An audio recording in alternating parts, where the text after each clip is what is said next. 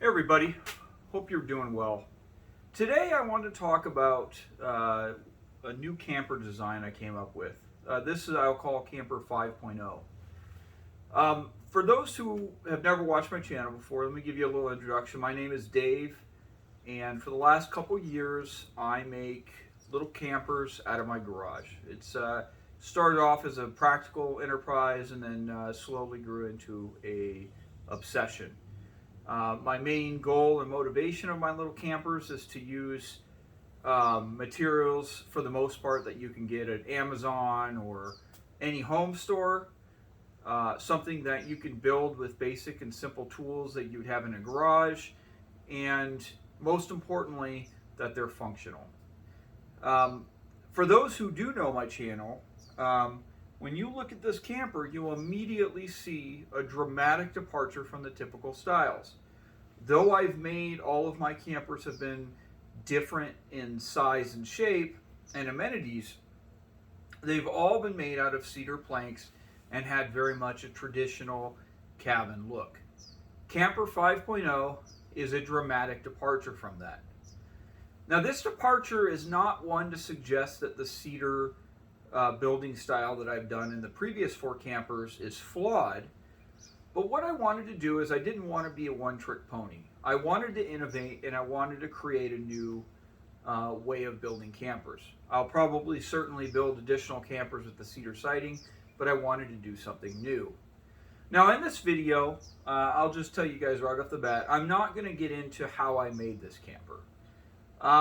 For this camper and all of my other previous campers, I've devised methods of how I constructed them that I've not seen people use in the exact way that I have. And 5.0 is no different. The construction techniques in this, I can't say have never been done before, but I will say I've never seen done in the exact way I did it.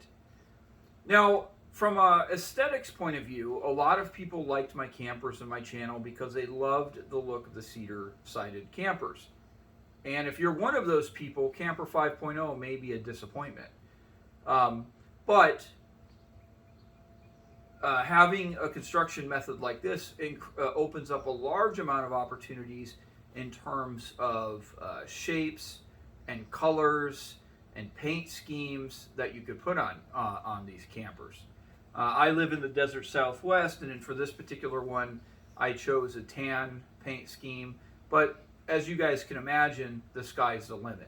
You could do whites. Something that I would like to try in the future is a camo pattern. But I digress a little bit with that, and let me come back to the main point.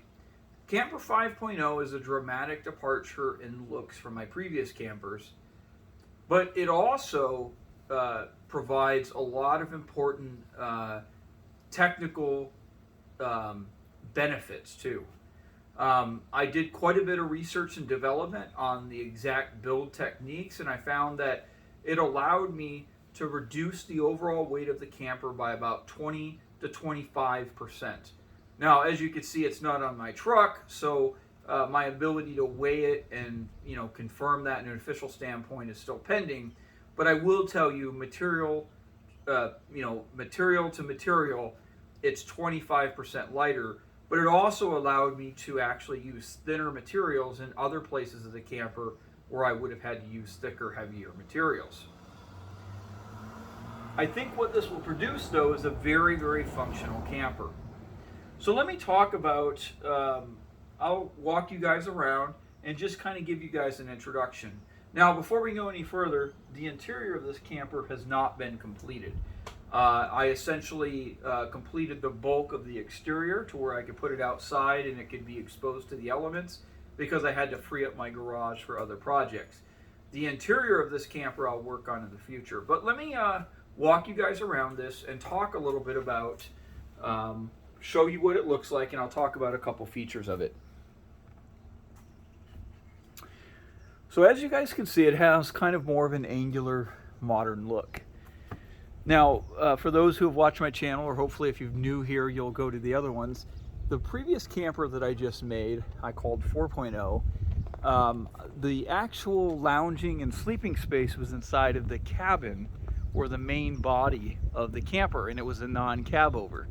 Now this one is clearly a cab over, but the cab over in this camper is going to primarily be for storage.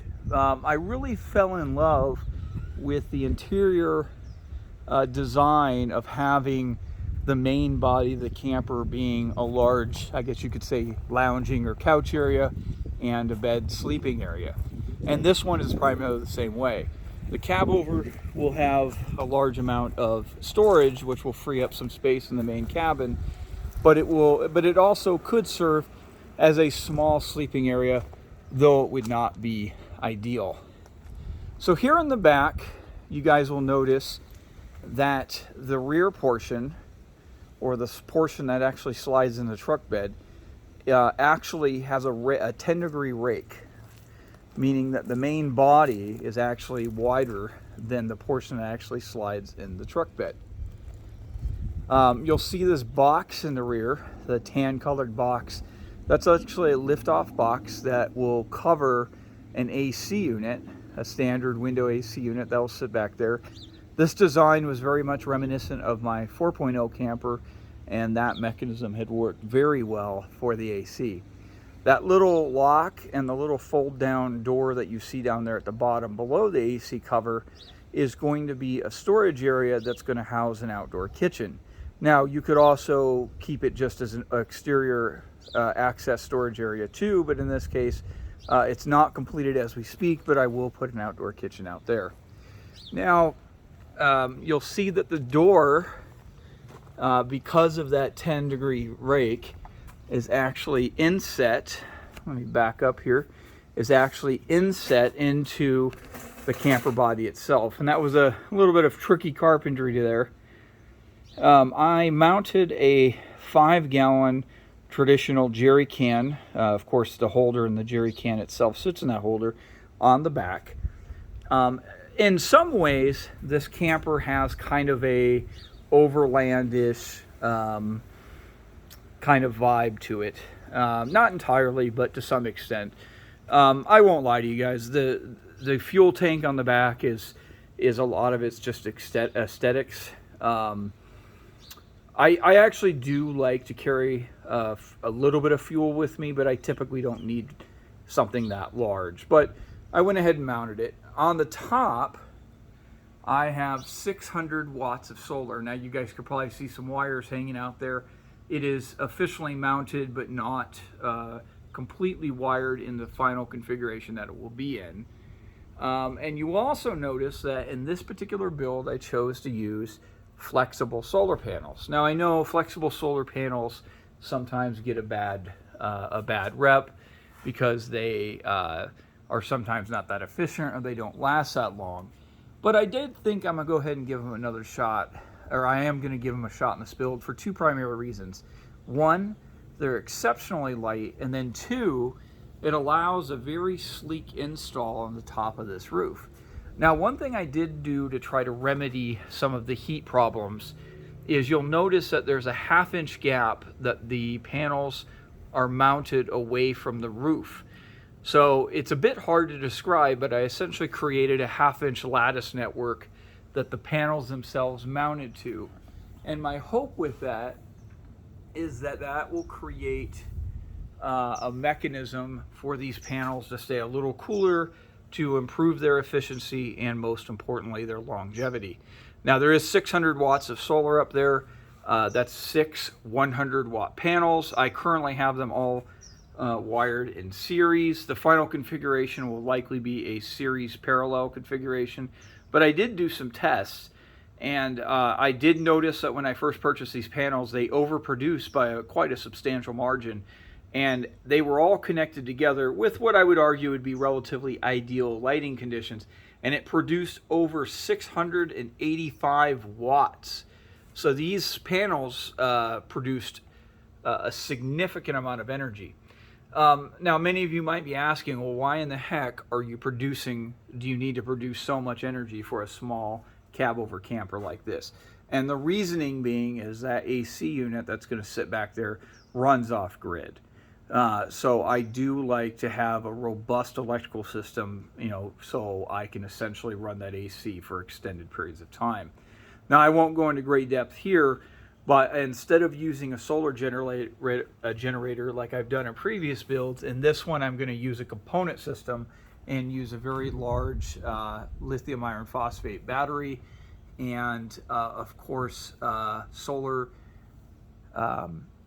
charge controller, and I'm sorry guys, I'm having a little brain fart on terminology here. Inverter of my liking, which will allow me to use so much solar. So guys, this is just a quick look. This is not a final review.